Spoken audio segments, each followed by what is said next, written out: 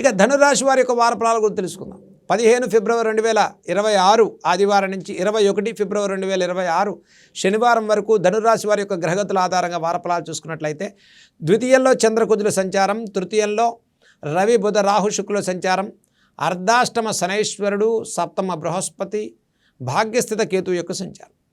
ఇక ధనురాశి వారికి అర్ధాష్టమంలో శనైశ్వరుడు, ద్వితీయంలో చంద్రకుజుల సంచారం, తృతీయంలో రవి బుధ రాహు శుక్రుల సంచారం.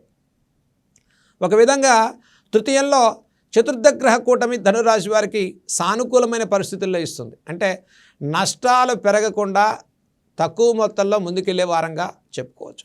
మరి ద్వితీయంలో చంద్రకుజుల సంచారం వల్ల అనవసర హామీలు ఇవ్వకండి, శ్రమతో కూడుకున్న ఫలితాలు ఉంటాయి.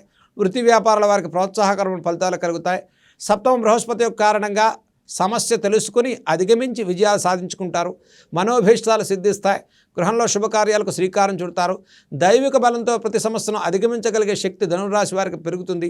మనోభీష్టాలు సిద్ధిస్తాయి. ఉద్యోగ ప్రయత్నాలు రాణిస్తాయి. సంతానార్థులకు శుభవార్తలు వినే వారంగా చెప్పుకోవచ్చు. ఇక ద్వితీయ చంద్రకుజుల సంచారం వల్ల రియల్ ఎస్టేట్ రంగాలు, construction, iron, oil, automobile, exporting importing లాంటి వ్యాపారస్తులు కూడా ఈ వారం ప్రారంభం కన్నా వారాంతంలో అన్నింటా శుభవార్తలు వినే వారంగానే చెప్పుకోవచ్చు. మరి ధనురాశి వారికి 4 గ్రహాల కూటమి అనేది కూడా ఒక సానుకూలమైన పరిస్థితులు గోచరించే వారంగా చెప్పుకోవచ్చు. వృత్తి వ్యాపారాల వారు నూతన వ్యాపారాలు చేసుకునేటువంటి వారికి కొంత సమయాన్ని తీసుకుని ముందుకు వెళ్ళండి. అనిశ్చిత వాతావరణం తొలగిపోతుంది. అన్యోన్య దాంపత్య విషయాల్లో వచ్చే అపనిందలు, అపవాద అవమానాలు తొలగిపోతాయి. దైవిక బలంతో ప్రతి సమస్యను అధిగమించి విజయాలు సాధించుకుంటారు. Real estate, construction, iron, oil, automobile, exporting importing లాంటి వ్యాపారస్తులకు ప్రోత్సాహకరమైన వారంగా చెప్పుకోవచ్చు. సినీ, రాజకీయ, కళారంగాల వారికి కూడా ఈ వారంలో సానుకూలమైన పరిస్థితులతో ముందుకెళ్లే వారంగా చెప్పుకోవచ్చు.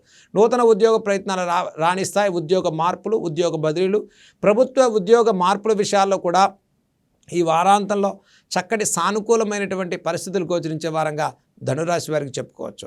ఇక ధనురాశి వారి వారిలో చేయదగిన పరిహారాలు చూసుకున్నట్లయితే అర్ధాష్టమ శనైశ్వరుని యొక్క ప్రభావం వల్ల దీర్ఘకాలిక సమస్యల రీత్యా ఉపశమనాన్ని పొందడం కోసం మహాశివరాత్రి పర్వదిన సమయంలో శివుడికి మహన్యాస రుద్రాభిషేకాన్ని చేసుకోండి. శివ సహస్రనామాన్ని చదవండి. శివాలయ దర్శనం చేయండి. శివ కళ్యాణంలో పాల్గొనండి.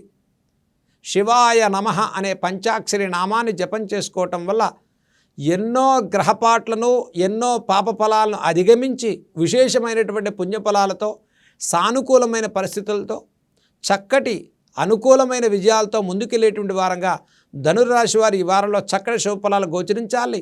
మనం అన్నింటా మంచి ఫలాలు కలగాలని కోరుకుందాం.